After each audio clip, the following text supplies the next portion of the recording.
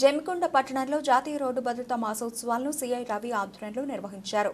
జాతీయ రోడ్డు భద్రతా మాసోత్సవాల సందర్భంగా జమికొండ పట్టణంలోని మోత్కులగూడెం చౌరస్తా వద్ద వాహనదారులతో పాటు యువకులకు సీఐ రవి అవగాహన కల్పించారు.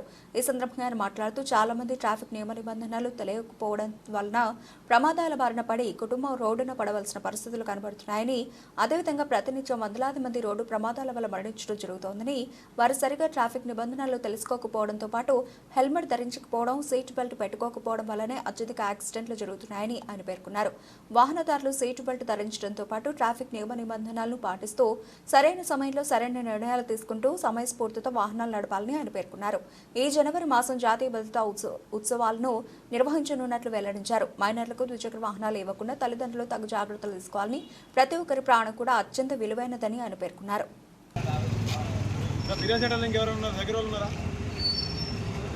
జాతీయ రోడ్డు భద్రతా మాసోత్సవాలు అని చెప్పేసి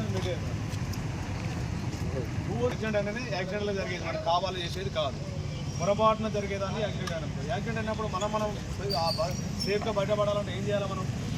మనం కొన్ని ట్రాఫిక్ రూల్స్ పాటించాలి, కొన్ని ప్రికాషన్స్ అవునా. ఇవన్నీ ఈ జనవరి మాసం మొత్తము రోడ్ అవేర్నెస్ ప్రోగ్రామ్ ఒకటి కండక్ట్ చేయడం జరుగుతుంది. దీనిలో ఏంటంటే చాలామంది రోడ్డు యాక్సిడెంట్ల వల్ల చాలామంది ప్రాణాలను కోల్పోతున్నారు. అలాంటి వారికి మరొకసారి మనం అందరినీ అవేర్నెస్ కల్పిద్దామన్న ఉద్దేశంతో ఈ కార్యక్రమం చేస్తున్నాం. మేము ఈ నెల మొత్తము రోడ్డు వార్షికోత్సవాలు జరుగుతున్నది.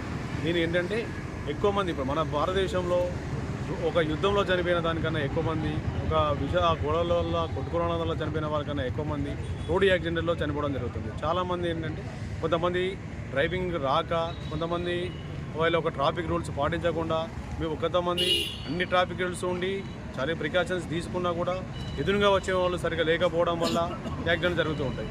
దీంట్లో మనం ఏంటంటే మన ముందు ట్రాఫిక్ రూల్స్ మనం పాటించేసి మనకు సంబంధించిన తర్వాత బైక్ అయితే హెల్మెట్ ధరించడము, కారు అయితే సీట్ బెల్ట్ ధరించడము, ఇలాంటి ప్రికాషన్స్ మనం తీసుకున్నప్పుడు యాక్సిడెంట్ జరిగినా కూడా మన ప్రాణాపాయం తప్పించుకోవచ్చు.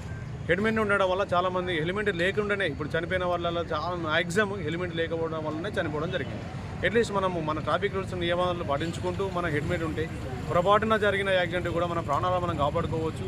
కాలు చేయి ఇరిగినా మనకు పెద్ద ప్రాబ్లం లేదు, కానీ మన ప్రాణాలు నిలుస్తాయి. ఎందుకంటే మన కోసం మన ఫ్యామిలీ మెంబర్స్, మన అమ్మ నాన్న పిల్లలు అది ఎదురు చూస్తున్నారు. కాబట్టి దయచేసి మీరందరూ కూడా ట్రాఫిక్ రూల్స్ పాటించాలి.